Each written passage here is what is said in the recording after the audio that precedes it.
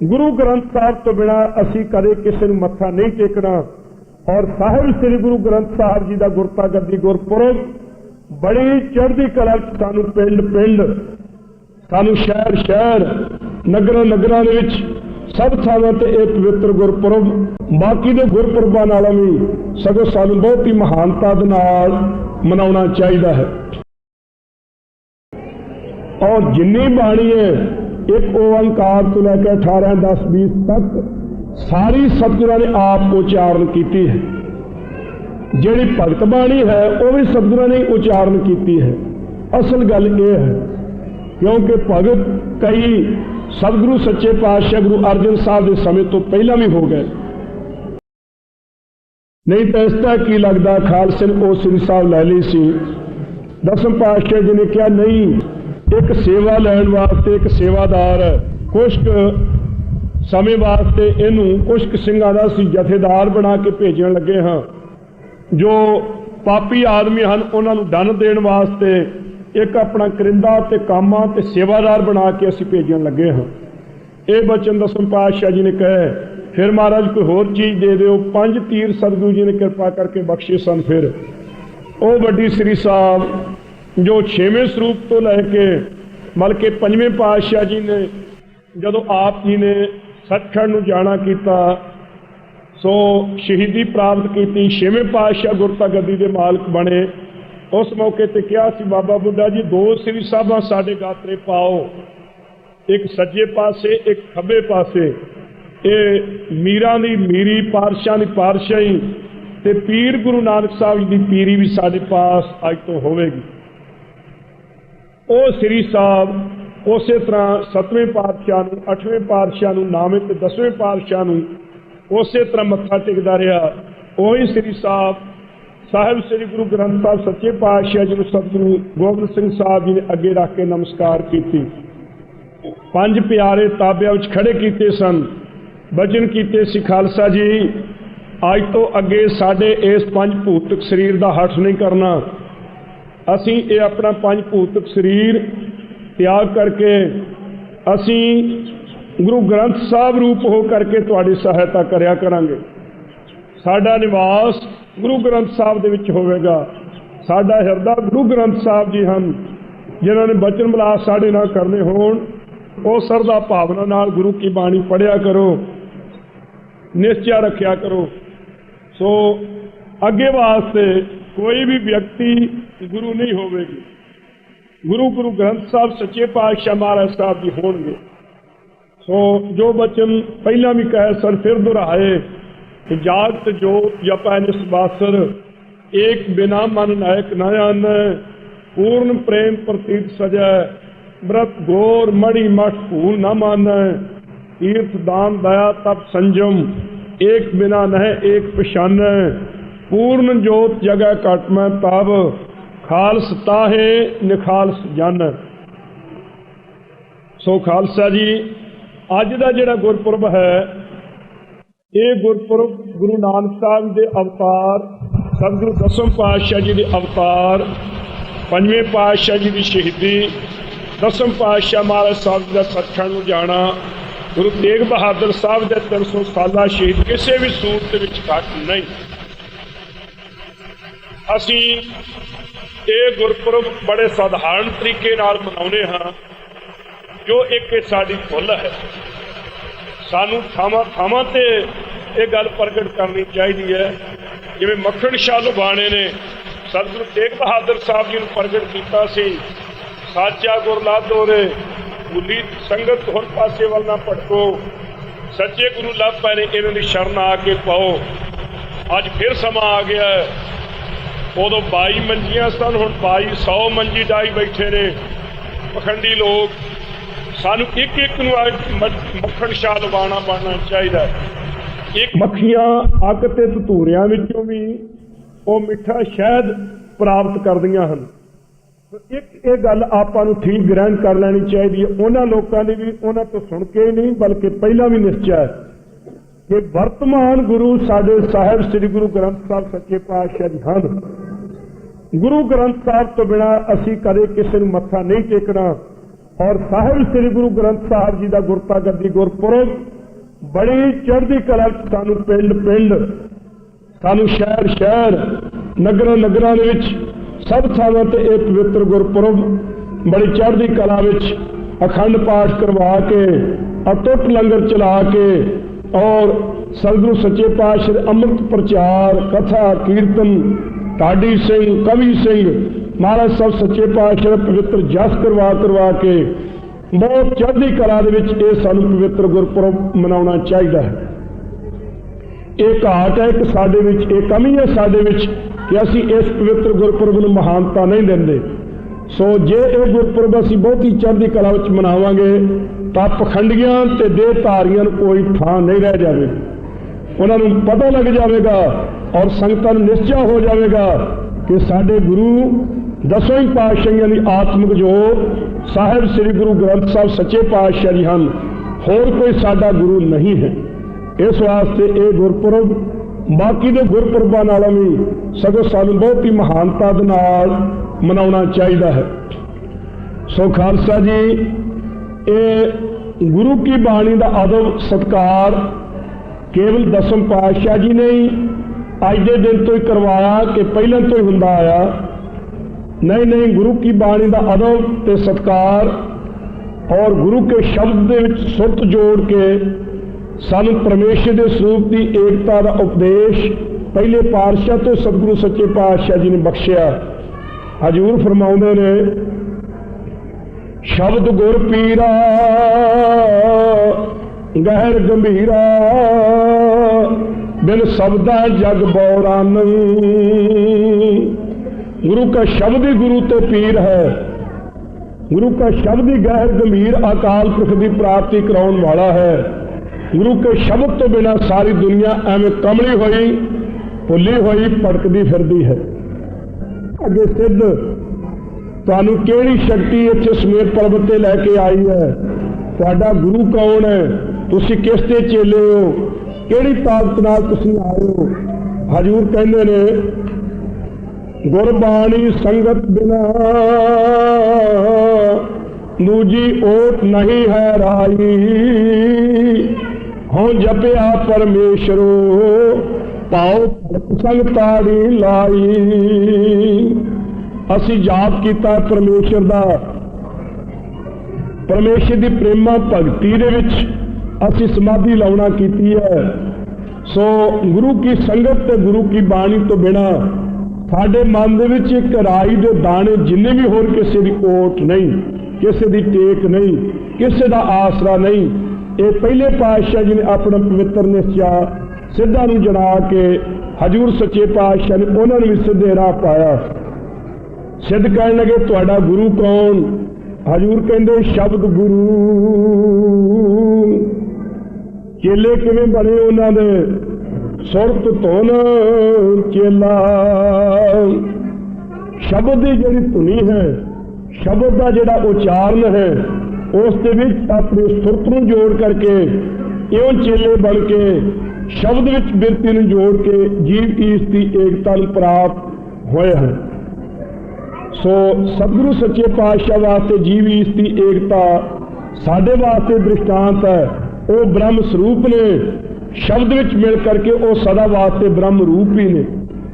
जीव ईस की एकता एक साडे वास्ते दृष्टांत है। असी जीव हाँ, गुरु नानक साहब जी जीव नहीं सन, आप ब्रह्म रूप हैं, शब्द रूप हैं, ते फिर ब्रह्म दे विच लीन हो रहे हैं।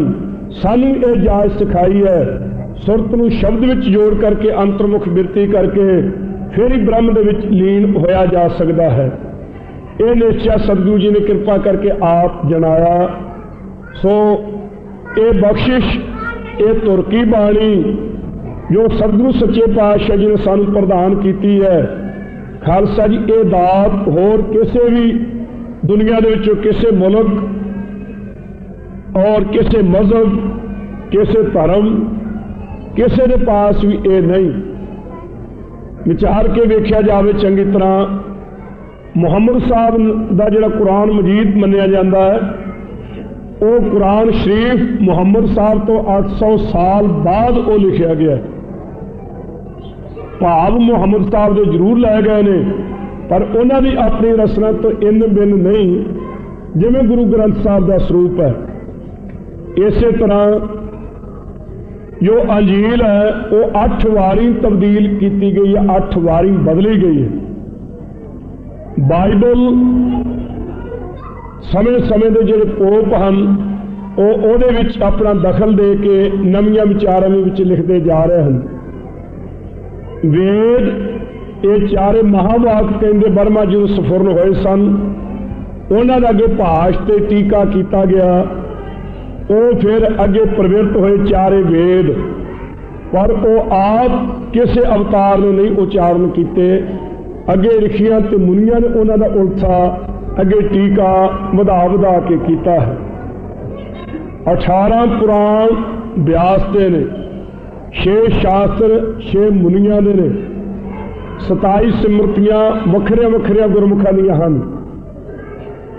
सो कोई भी ऐसी धार्मिक पुस्तक नहीं जिहड़ी मौके दे अवतार ने उचारी होवे। गीता जी बारे ख्याल है कि श्री कृष्ण भगवान जी ने आप उच्चारण की है। असी मानते हैं कि इस तरह ठीक होवेगा, पर अजकल के जोड़े विद्वान ने उन्होंने होर ही गल साबित कर दी है कि ये गीता जी कृष्ण भगवान जी तो सैकड़े साल मगरों उन्होंने भावां नूं लैके किसी विद्वान ने लिखी है। सो इस तरह जे विचार के वेखिए तो बाकी दे जिहड़े हन धार्मिक ग्रंथ वो केवल धार्मिक पुस्तकों का रूप धारण कर जाते हैं, पर जो सतगुरु ग्रंथ साहब सच्चे पातशाह का स्वरूप है ये कोई केवल निरोल धार्मिक पुस्तक नहीं। ये कहना गलत होगा। सतगुरु ग्रंथ साहब जी के नाम के नाल गुरु पदवी है, और सतगुरु गोबिंद सिंह साहब जी ने आप कृपा करके दी है। और किसी भी मत के किसी धार्मिक ग्रंथ नूं गुरु पदवी, अवतार पदवी या पीर पदवी या पैगंबर पदवी अज तक नहीं प्राप्त हुई। और जिन्नी बाणी है एक ओंकार तो लैके 18, 10, 20 तक सारी सतगुरां ने आप उच्चारण की है। जिहड़ी भगत बाणी है वह भी सतगुरां ने उच्चारण की है। असल गल ये है क्योंकि भगत कई सतगुरु सच्चे पातशाह गुरु अर्जन साहब के समय तो पहला भी हो गए। जदों भाई गुरदास जी ने शंका की सी, महाराज तुसीं अपनी बाणी तो लिखी है, नाल भगत कबीर जी की बाणी कहते हो लिखण लगे हाँ, उन्होंने भगतों के दर्शन तो हो नहीं रहे। महाराज कहेंगे भलके जरा भाई सदेहा आना, तड़के आना, सवखते आना। इस तरह आए तो सारे भगत अगे हाजिर सन तंबू दे विच। उन्होंने उठ के भाई साहब का सत्कार किया। भाई साहब जी ने उठ के आउंदियां ने उन्हों का आदर किया है। बचन विलास होए सतगुरु अर्जन साहब जी जदों आए उस मौके ते सारे भगतों ते भाई गुरदास जी ने उन्होंने चरणों ते नमस्कार की। हजूर ने सारिਆਂ ने नमस्कार प्रवान करके सबनूं सत्कारिया। भाई गुरदास साहब जी ने संबोधन करदे क्या क्या वेख नामदेव, ए भगत कबीर, ए फरीद, ए पीपा, ए सदना, ए धन्ना, ए सैन नाई। जो सारिਆਂ के बारे दसिया सारे प्रसन्न होए। फिर किवें किवें तुहानूं परमेश्वर की प्राप्ति हुई, ये बचन विलास भाई साहब जी के नाल होए। बहुत चित्त विच गदगद ते लीन होया, खुश होया। फिर ये विदा होने वास्ते जदों इन्होंने बेनती की, सतगुरु जी कहेंगे भाई गुरदास जी तोड़ आओ। जदों ये परे थोड़ा जहा गए, आपस में सत्कार किया एक दूजे का, वापस मुड़ लगे तो वेख्या उत्थे कुछ भी नहीं, कोई भी नहीं। आश्चर्य हो गया। सतगुरु अर्जन साहब जी कहेंगे भाई गुरदास भगत किहड़े पासे वल नूं गए? महाराज मैनू वो पंक्ति चेते है, जल विचों बिंब उठा लियो, जल माहे समाइया। हवा करके जल विचों बुदबुदा या लहर पैदा हुई, अंतरों वो लहर उसे पानी दे विच ही समा गई। तुहाडे संकल्प दे नाल भगत पैदा होए तुहाडे स्वरूप चों, तुहाडे संकल्प दे नाल तुहाडे स्वरूप दे विच ही लीन हो गए ने।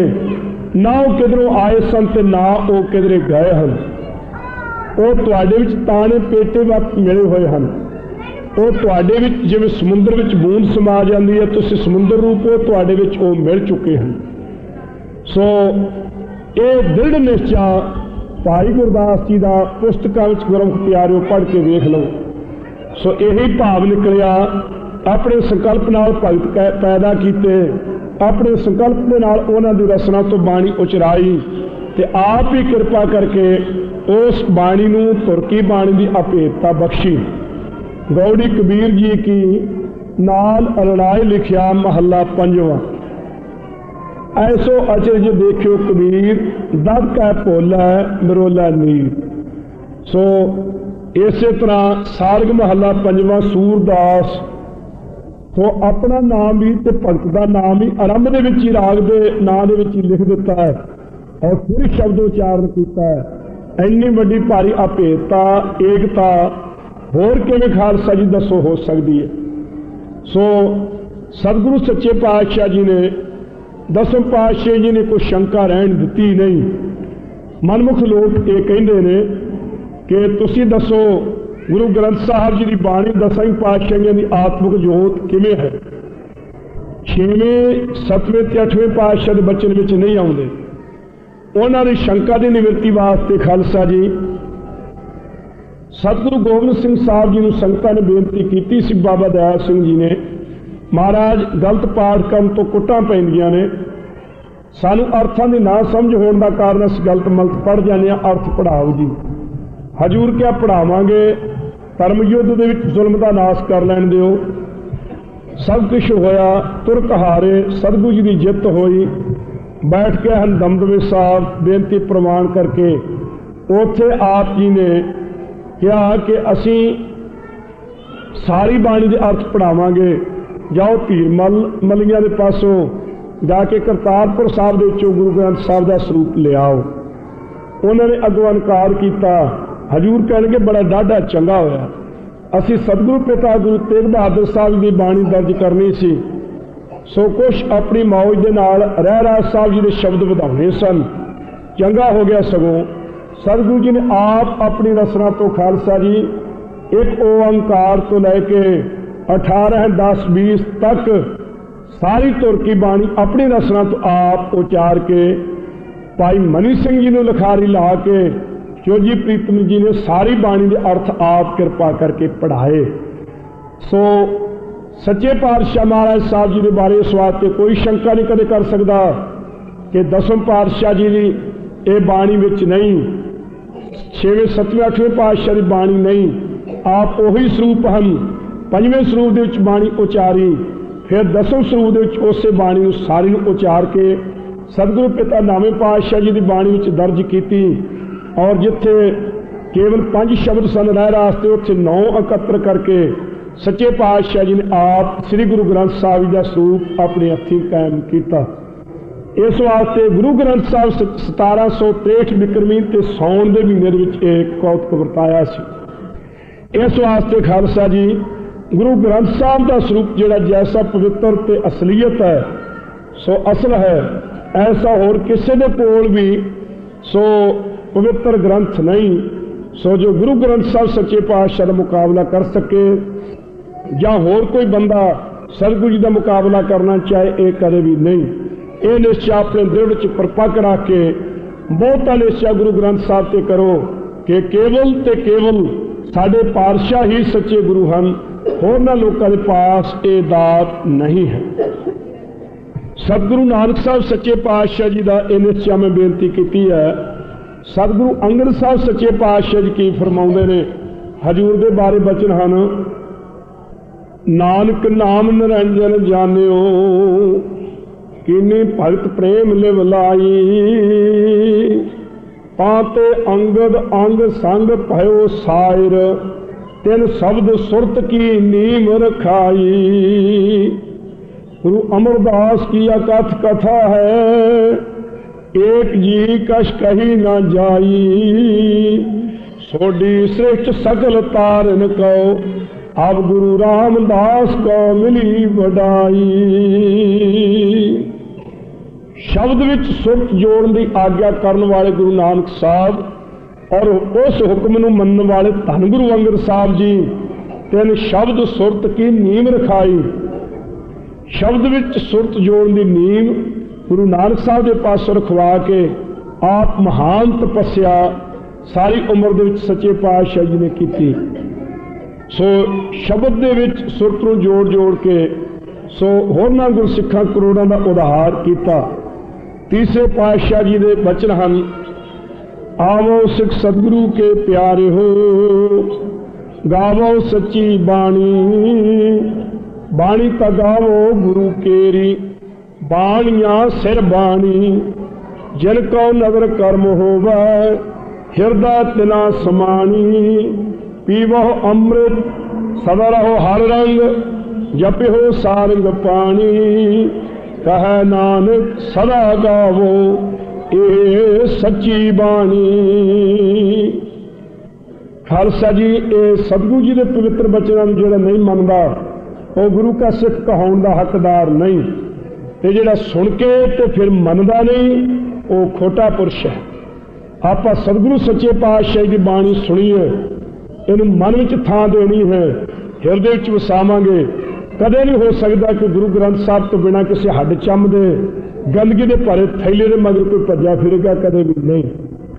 सतगुरु रामदास सच्चे पातशाह जी की बचन हैं, हजूर कहते ने बाणी गुरु गुरु है बाणी, विच बाणी अमृत सारे, गुरबाणी कह सेवक जन मन, प्रतख गुरु निस्तारे।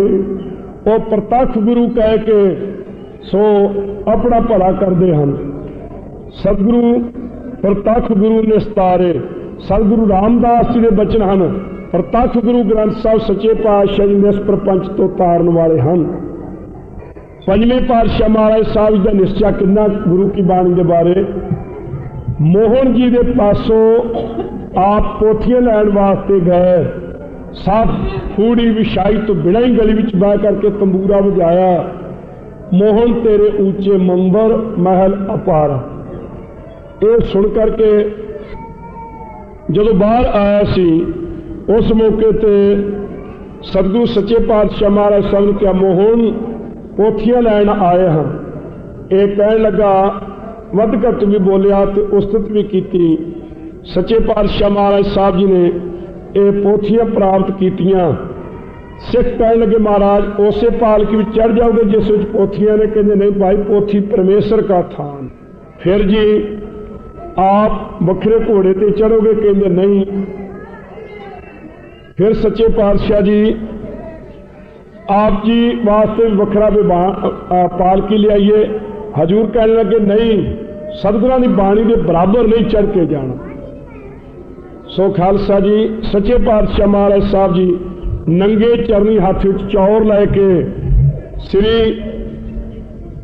सतगुरु सच्चे पातशाह महाराज साहब जी का स्वरूप रामसर साहब तो श्री हरमंदर साहब के लिया के प्रकाश आप अपने हथी किया है। सो इस दिन तो आप संगत के विच जुड़ के बैठा करते विशेष नहीं। सुखासन करने का समा आ तुहाडे नेड़े इत्थों कुछ मीलों ते मैत्यो सो श्री हरगोबिंदपुर साहब है, उतों उरे नूं करके मील 1.5 मील। सो उत्थे जंग युद्ध होया सी।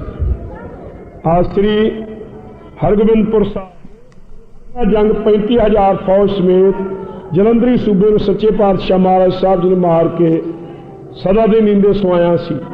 सो उस पवित्र स्थान पर सजे हुए दीवान दे विच सतगुरु हरगोबिंद साहब सच्चे पातशाह महाराज साहब जी ने बचन किया, कोई ऐसा गुरु का सिख होवे जिहड़ा एक जपजी साहब का शुद्ध पाठ सानू सुनावे, उन ते साड़ी बहुत ही बख्शिश ते कृपा होवेगी।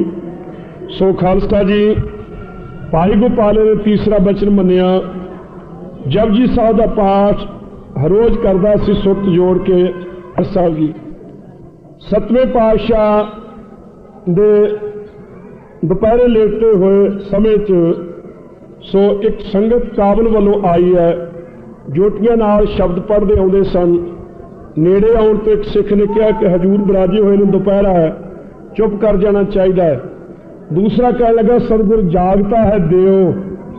सतगुर सच्चे पातशाह सदा जागते हैं, वो सुते हुए नहीं, इस वास्ते उन्होंने कोल शब्द पढ़द्या जाना चाहिए, वो चित्त विच खुश होणगे।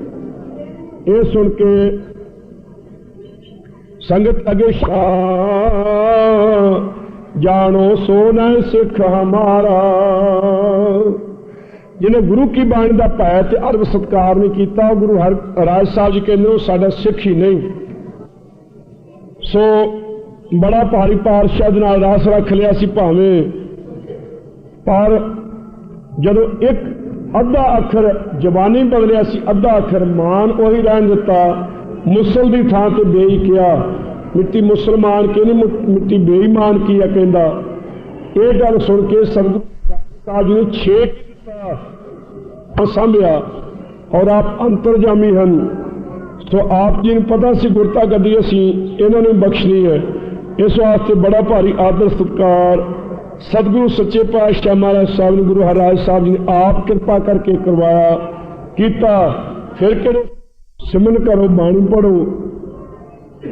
सो नवें पातशाह महाराज साहब का यह पवित्र उपदेश दसम पातशाह महाराज साहब जी ने कृपा की सदा वास्ते गुरता गद्दी गुरु ग्रंथ साहब सच्चे पातशाह जी नूं। सो सदा वास्ते कलयुग जीवन का उद्धार, सब संसार के उद्धार का यह साधन आप सतगुरु ग्रंथ साहब सच्चे पातशाह जी ने कृपा करके सो ये अदब आप रखवाया है।